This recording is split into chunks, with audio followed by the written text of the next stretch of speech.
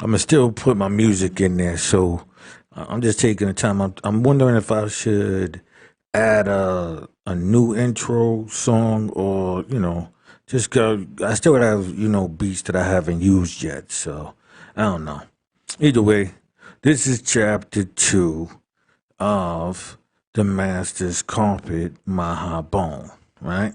So we're just gonna get into this real quick. Let me show you the what I'm looking at here.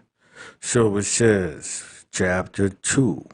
Masonry is a religious institution, teaches piety, large meeting strictly religious, open and closed with prayer. Masonry of divine origin teaches divine truth. Lodges consecrated to holy purposes, not Christian, right? So, I don't know why is that back there. Anyway, my dear father, this is Henry. Well, my dear father, I cannot say that you have impressed me very favorable in regards to masonry so far as its mutual aid and its claims to a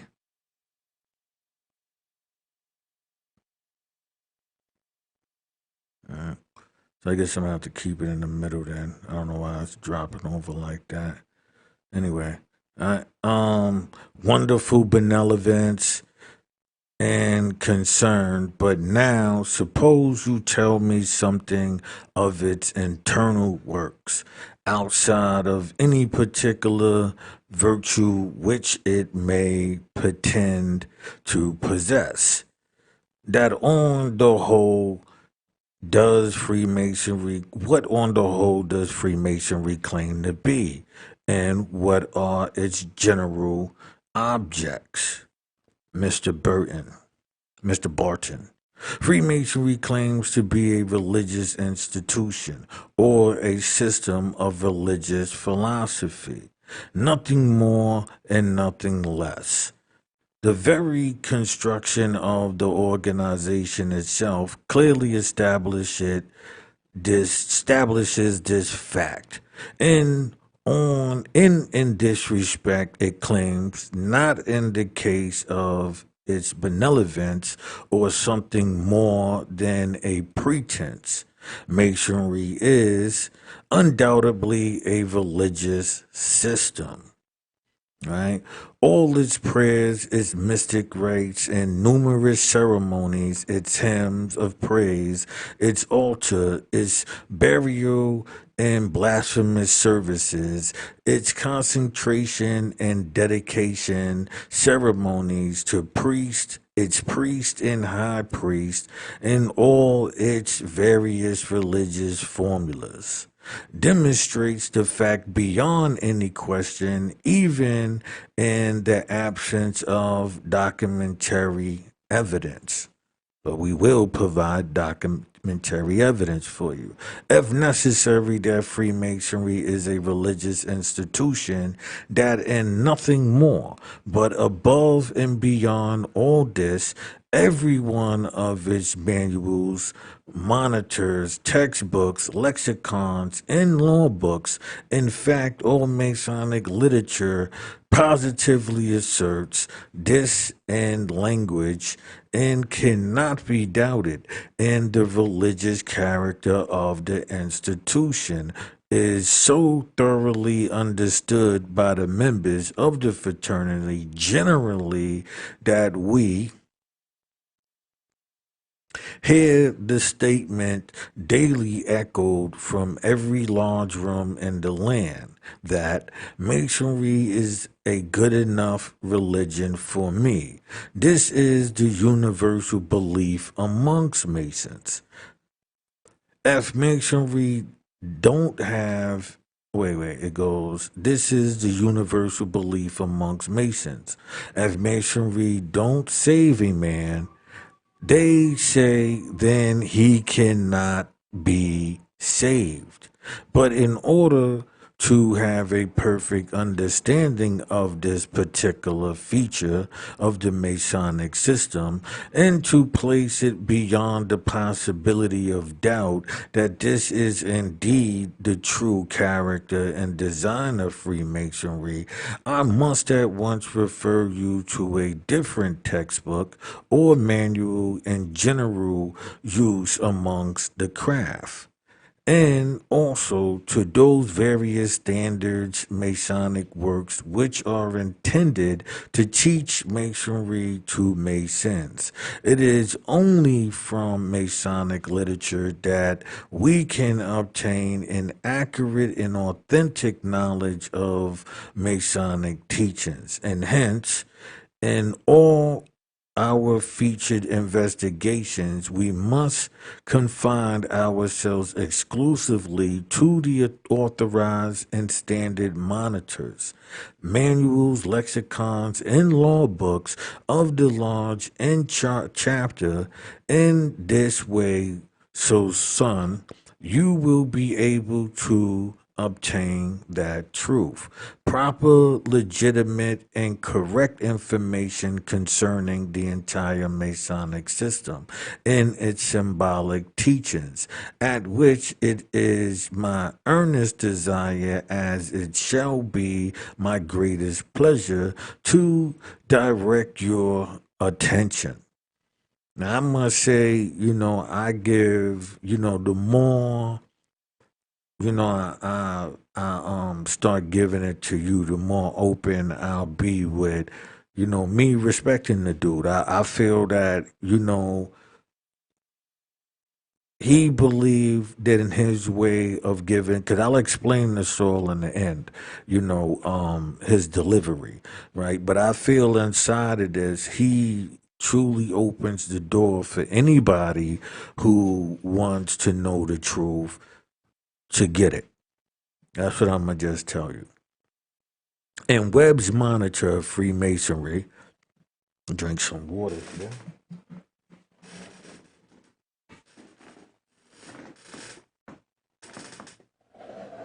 Forgive me, forgive me.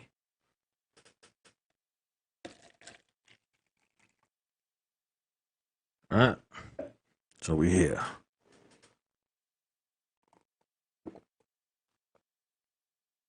If you know me, I don't like having liquids, especially around my computer. Right? In Webb's Monitor of Freemasonry by Dr. Robert Morris, past Grand Master of Kentucky, we read on page 7. Right? Masonry is a system teaching symbolically pure piety, right? Moral science, character, and self-discipline. Now you will observe if Freemasonry teaches piety, right? If it claims to make a man pious, it must undoubtedly be a religious institution, for nothing but religion of some sort are possible to do that. And purely secular or scientific institutions cannot do that. Even a benevolent society will not do it. Nothing but religion can make a man pious, and therefore masonry, according to the definition, must be a necessity, be a religious institution, right? Piety and religion are synonymous terms. See Webster's dictionary.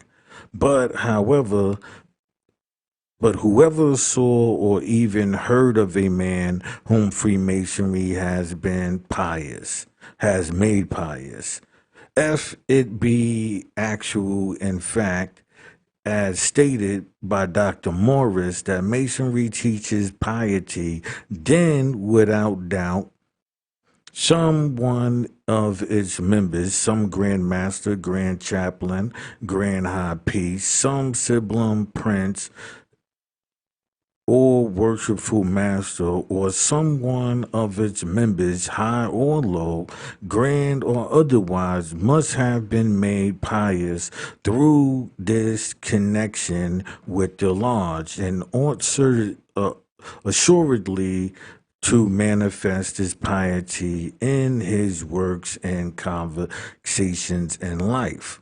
But if it is the object of Freemasonry to teach piety, why not extend the privilege to all? As Masonry teaches piety, why deny the benefit of its pious teachings to the Mason's wife any more than the Mason himself? If Masonry teaches morality, why is it a standing rule that a man must already have strict moral before must be strictly moral before applying for admission? An institution having for its sole objection the inclination of piety and moral principles ought to have no dread of public discussion. But yet, it is a notorious fact that every Mason is absolutely forbidden to enter into any conversation whatsoever on the subject of Masonry. Masonry professes to make men pious, and yet, as we have already seen, it utterly closes its doors against 75% of the whole human race and positively refuses to discuss its principles. Romanism also professes to make men pious and send them to heaven. But like the Masonic institution, it absolutely refuses to do so except upon payment of certain sums of money. And it to decline the public and it too declines to be publicly discussed. Perhaps some Masonic Protestant ministers will be able to discern the difference between Masonry and Romanism in these respects. Now, there's a reason why, highlighted the, Protestant ministers, right, and Freemasonry and Romanism, because if you remember, I do, well, I'm gonna have it, up here, I think on this side, right, where it's going to, I'm gonna bring up, King James and the 33rd, Scottish Rite, and that will explain this in more detail about how they're making King James, basically God, right? But again, in Webb's Monitor, page 13, I read, no lodge can be regularly open or closed without religious services of some sort. Religious services of some sort must be engaged in before a lodge of Masons can proceed its work or business of any kind, and also before closing its labors, and this alone is enough to establish the religious character, right, of the institution. I want to move this over here. All right, so you can just see more of it. Um, of its religious institution. Again, in Webb's Monitor, page 231, under the word chaplain, we read, the master of the lodge is the priest and the director of the religious ceremonies. His duties is to select the scriptures, prayers, and so on, and he should be present at burials of the dead. A meeting of the Masonic Lodge is a religious ceremony. Masonry in many features is as religious as well as moral institution. This I think, placed the question of the religious character of Freemasonry beyond the possibility of dispute. The worshipful master is the priest of the lodge, and his duties there is to precisely the same as those of a Methodist, Baptist, Congregationalist, or any other minister of religion in the Christian church. But last any doubt should remain on the subject, it is distinctly stated in the plain, easy language that the meeting of the Masonic Lodge is a religious ceremony, and that Freemasonry is a religious institution. This is the testimony of the father of American Freemasonry. Keep that in mind. And surely a father ought to know the real character of his own offspring. But we have stronger testimony still on this point, or rather the same principle expressed in more forcible language, right? In Webb's Monitor, page 284, under the word religion, we read again. The meeting of a Masonic lodge is strictly a religious ceremony. The religious tenet of Masonry are few and simple, but fundamental. Right? No lodge or Masonic assembly can be regularly opened or closed without prayer. So broad is the the religion of Masonry. Here it is positively affirmed that in the strictest sense of the word, the meeting of the Masonic Lodge is a religious ceremony, that its religious tenets are few but fundamental, and lastly, that the religion of Freemasonry is a broad religion, all established beyond controversy that Freemasonry is a system of religious philosophy or religious institution. So much from Webb. Now we may turn to another textbook where in fact we shall find even stronger testimony, if any stronger than this can exist.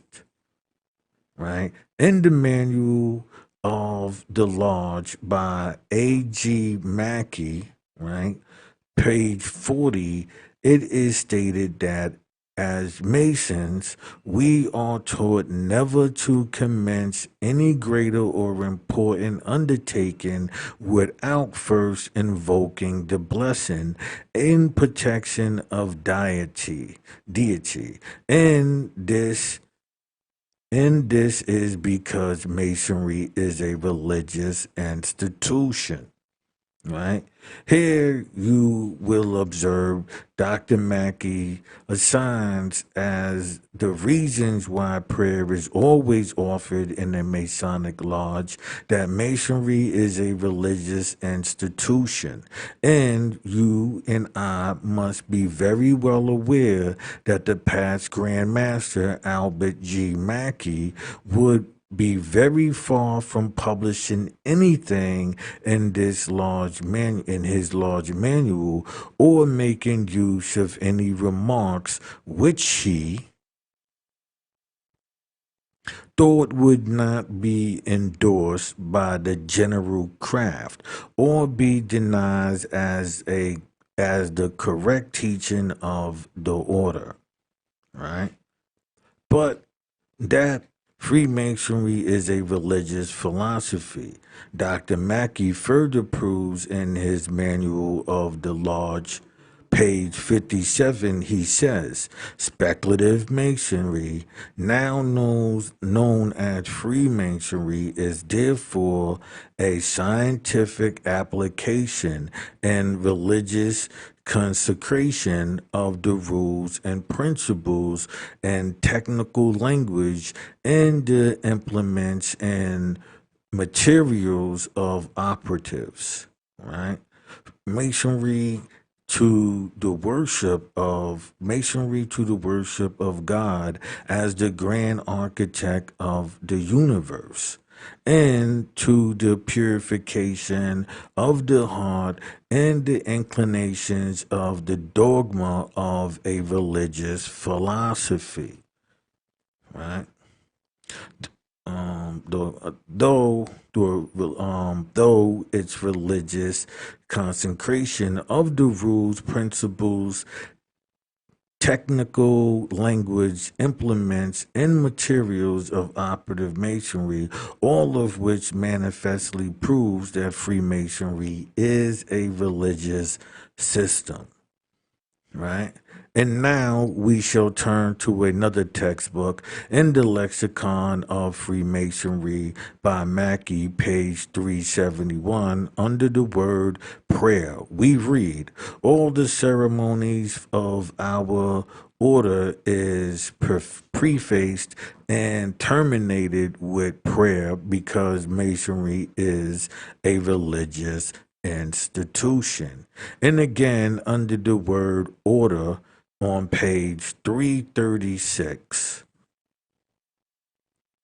An order is defined by Johnson to be, among other things, a regular government, a, a society of dignified persons distinguished by marks of honor, and a religious fraternity. In all of these senses, Masonry may be styled an order. This is to say, Freemasonry may be styled in order of three reasons. First, because it is a religious government. Second, because it is a society of dignified persons. And third, because it is a religious fraternity. Right? Again, in the traditions of Freemasonry by A.T.C. Pearson, page 13, the order known as Freemasonry appears to have been instituted as a vehicle to preserve and transmit an account of the miraculous dealings of the Most High with his people in the infancy of the world, for at that early period, Freemasonry may be identified with religion. A, the written the writer of this, Mr. A.T.C. Pearson, the priest grand secretary of the Grand Lodge of Minnesota, is a sovereign grand inspector general of the Holy Empire of Freemasonry. It is rather curious to notice his claim for that organization that it was instituted as a vehicle to preserve and transmit an account of the dealings of the Most High with his people in the infancy of the world. Right? Now, I think we may lawfully inquire here, by whom was the Masonic philosophy instituted? As if its sole object, as Pearson's claims, was to transmit an account of the dealings of the Most High with his people in the infancy of the world, then of course the inference is undeniably that this thing called Freemasonry must have been instituted by God Himself. Right? But we learn from the Word of God all that is necessary for us to know of the dealings of the Most High with His people in the infancy of the world. We learn that He promised them a Redeemer, that all their daily sacrifices and religious worship typified his coming, his suffering, and his death. Forgive me, right? thinking about Jesus there, and that all his dealings with his people at that early period were specifically intended to keep before the minds of men the sublime truth, the reconciliation with God, and a restoration of their lost condition could only be effected through the anointment of the promised Messiah. And as Mr. Pearson claims that Freemasonry must have been instituted by the Most High, then he simply affirms that the Most High instituted one system of religion as revealed in the Old Testament, embodying all the types and shadows of the future Savior. And another system of religion is revealed in Freemasonry, which absolutely denies, rejects, disowns, and dishonors that Savior. That is to say, God is the author of two distinct different systems of religion, and the one pagan and the other Christian. And wait, the one false as the serpent and the other true as God himself. In the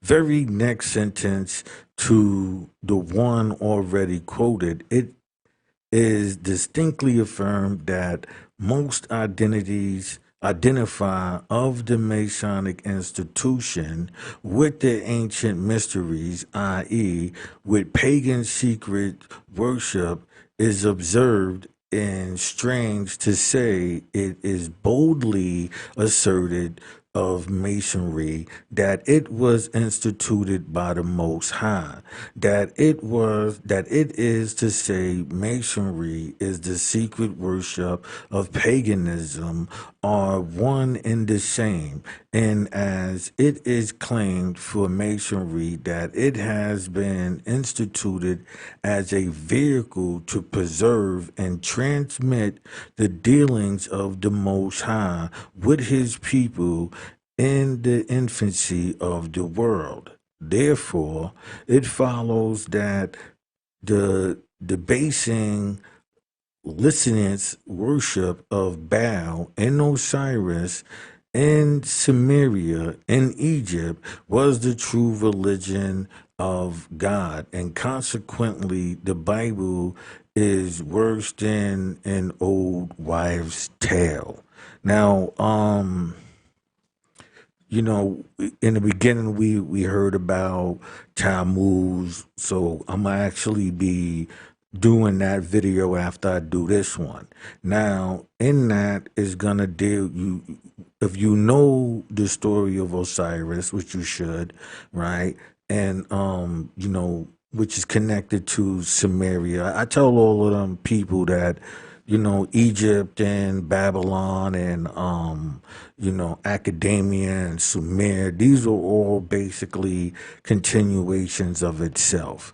And so when I do the Tammuz, this will all be connected to it, right? So I might as well just put like this so I can have that video connected to this as well, right? Was the true religion of God, and consequently, the Bible is worse than an old wives' tale, wives' fable, right? And it is, So just to let you know, this is the natural deduction if I accept Pearson's theory, and in this way, the word of God is made of none effect by Masonic tradition. But again, we read on page 14. But the order of Freemasonry goes further than did the ancient mysteries. It came a conservator as well as a dispository of religion, science, and art. Right? And again on page 15. Thus, without any reference to form and mold the faith, it furnishes a series of indirect evidence which silently operate to establish the great and general principles of religion, right? And the general, I mean, reason by Sickles, page 51, we read, right,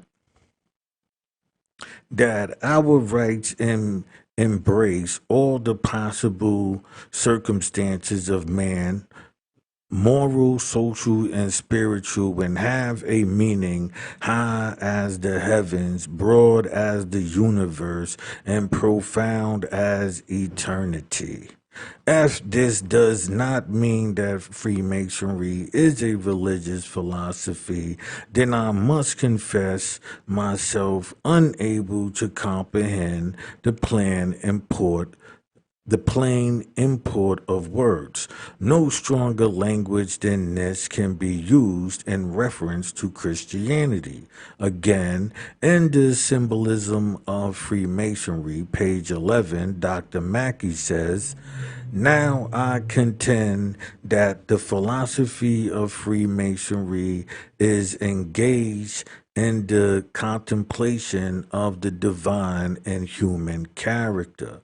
What more can be said of a Christian religion than this, that it is engaged in the contemplation of the divine and human character? And we did not believe from this, and we do not believe from this testimony that Freemasonry is a system of religion. Then why should we believe from testimony not a whit stronger that Christianity is a system of religion? But Dr. Mackey sets the whole matter of the religious character of Freemasonry to rest in his textbook, The Masonic Jurisprudence, page 95, where he says, the truth is that Masonry is undoubtedly a religious institution, its religion being of that universal kind in which all men agree. And in his celebrated Masonic lexicon, he not only asserts that the plainest possible term, the religious character of the Masonic institution, but he also affirms in language which cannot be taken or misunderstood the sort of religion it is, and the universal law which all must observe in relation to it.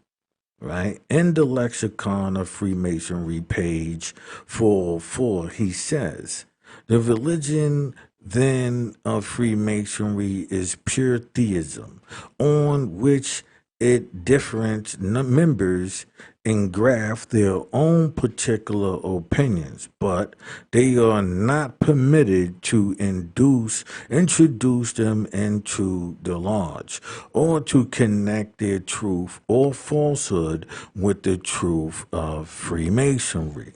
Right? So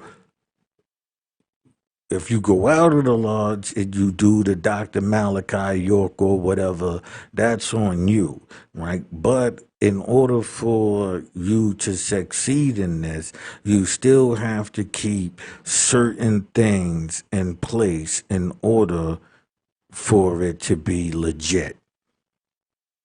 From all this vast array of Masonic testimony, then furnished as it is by its associated textbooks and by the very highest and most honored rulers of the order, you will at once understand that Freemasonry is claimed to be a religious institution, nothing more, not a mere benevolent or social organization, but simply a religious system established as we have already seen, in the purification of the heart of the worship in the worship of God, though the spiritual consecration of the implements and the materials of a handcrafted mason, right?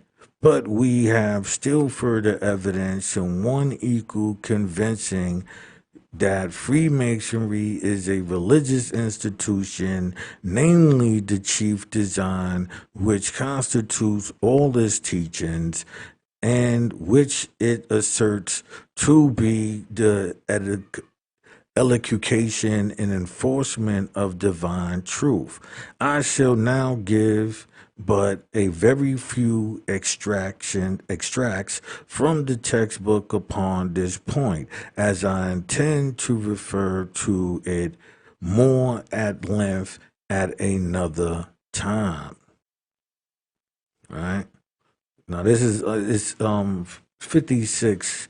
It's up to page 56, so we have 52. All right, so it's only like 5 more pages. In the manual of the lodge, page 26, Dr. Mackey says, search of truth is the great object of all Masonic labor. And again, on page 29, spiritual light, which is but another name for divine truth, the truth of God in the soul, the nature of and essence of both, which constitutes the chief design of a Masonic teaching. And again on page 93, now what are the wages of speculative masonry? Not corn, nor wine, nor oil. All these are but symbols. His wages are truth. And again, from the symbolism of Freemasonry by Mackey, page 149, the candidate, craves the intellectual illumination which will bring to his view as an eyewitness the symbolism truths of religious philosophy and science. So you can build a system, right? Taking people from one by giving them truths, but they only have truths because they'll keep you still believing in, a new system that is setting up, that is taking place. That's why you heard George Bush say, we're under a new world order, right? Which it is the greatest design of Freemasonry to teach. And let us all, Freemasonry is proven to be a religious institution from the fact that it hails from its halls and temples are said to be consecrated or set apart for sacred and holy purposes, as designated from the profane edifice, right? Distinguished from profane edifice. In the textbook of Masonic Jurisprudence by Mackey, page 288, we read as follows. Consecration, the ceremonies of consecration, religious edifice to the sacred purpose of which they are intended by mystic rite, has been transmitted to us from the remote antiquities. In his story, days Dudley, both ancient and modern, tell us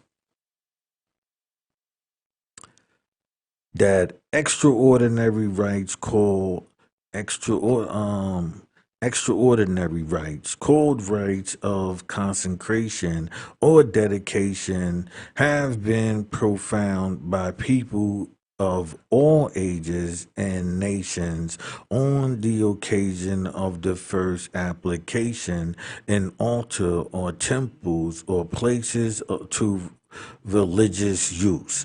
And after citing the examples of Moses, Solomon, and the returning exiles from the Babylonian captivity, he goes on to say, among the pagan ceremonies, pardon me here,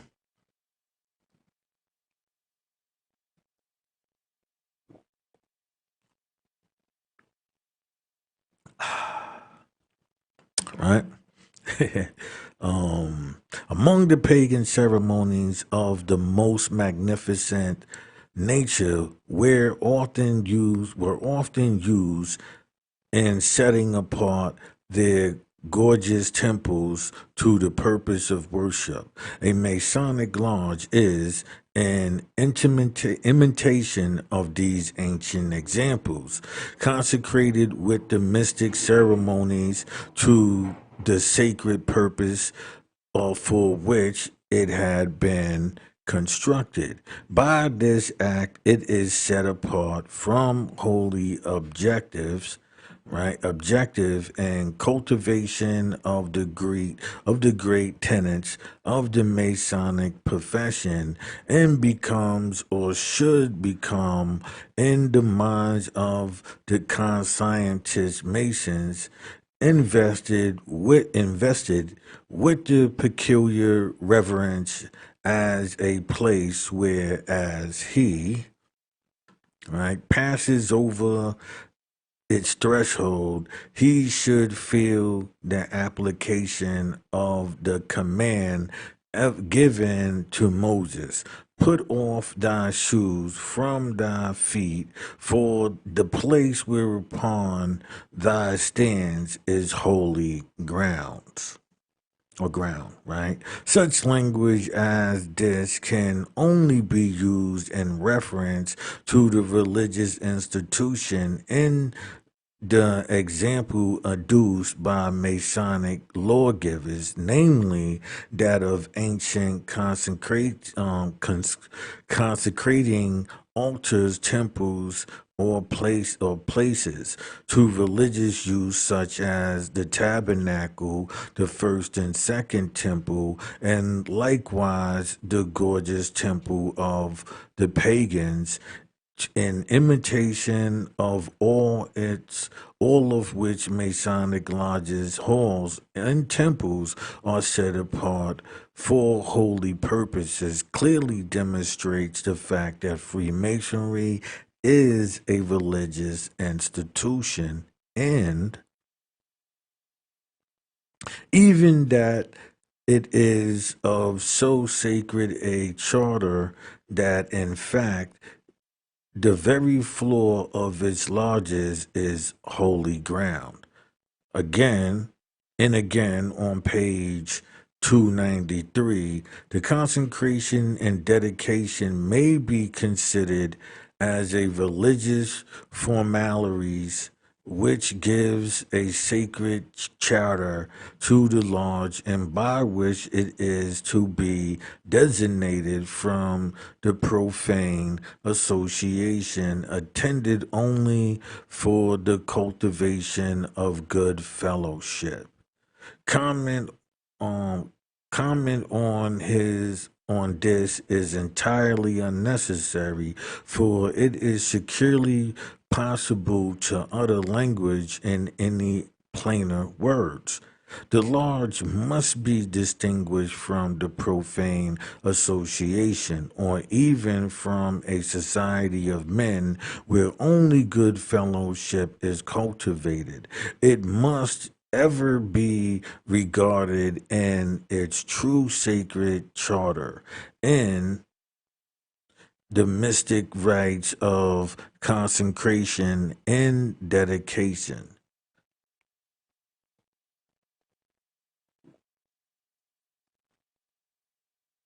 Dedication are the religious formalities which give this sacred charter to Masonic Lodge.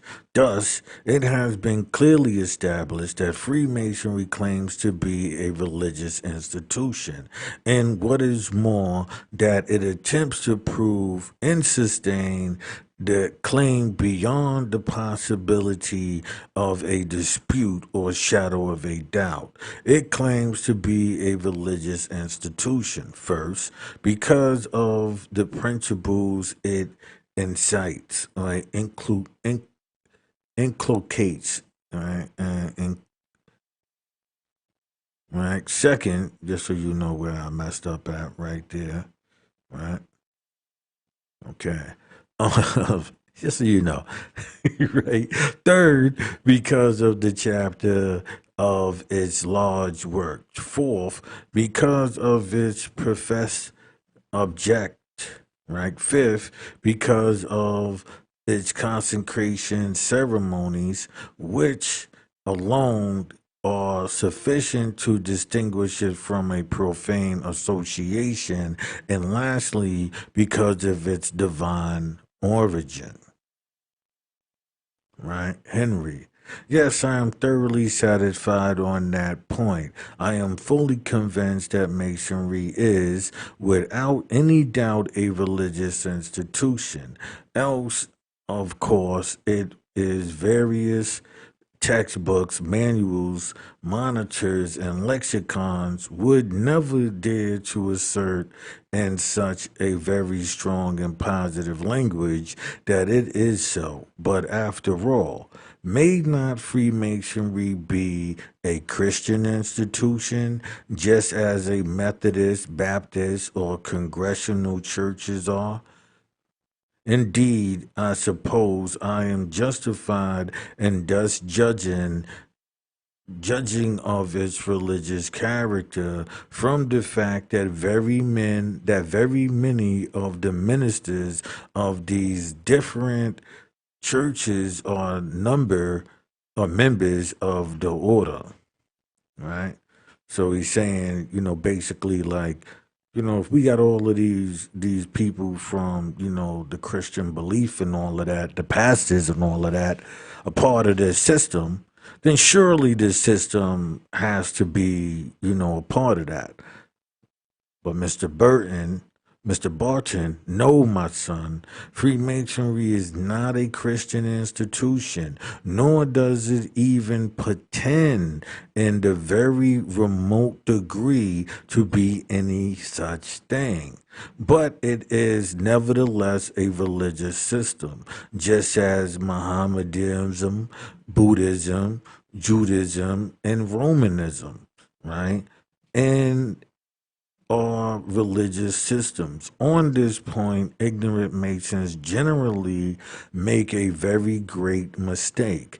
They confound the word religious with Christianity, and hence they deny that Masonry is a religious institution at all, while they simply mean only to deny that it is a Christian religion, right? And I've been through that with people, um like, cuz like you could talk to the woke, these are the wokes, right? So when I speak to the woke and I correct them on things in the Bible, the first thing, oh, you must be a Christian, because that's all they know, like that's where they came out of, and so they get inducted or indoctrinated into a new system because they, woke from that. They gave them, information on that. So from that information, you know,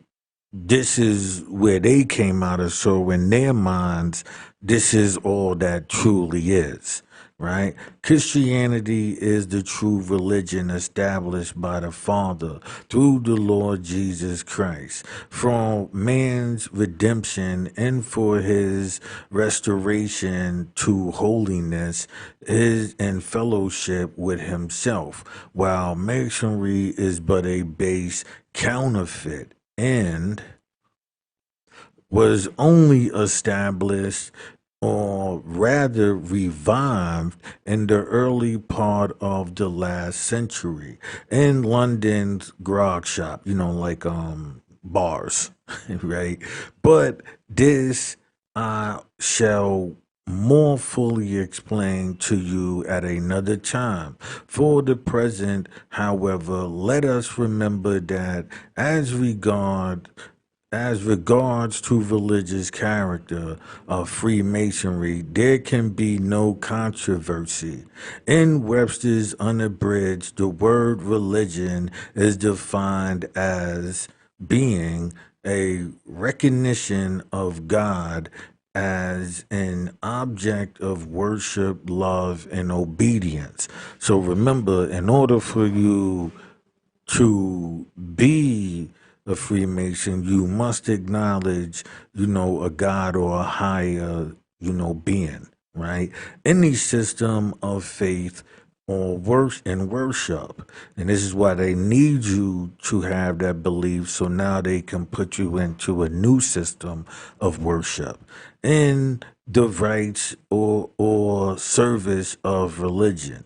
Now, Masonry claims to recognize God as an object of worship and obedience, and hence, on this ground, it is a religious institution. Again, Masonry is a system of faith and worship, and therefore, in this sense, also it is a religion, while its various rites and services must unequivocally establish its religious character.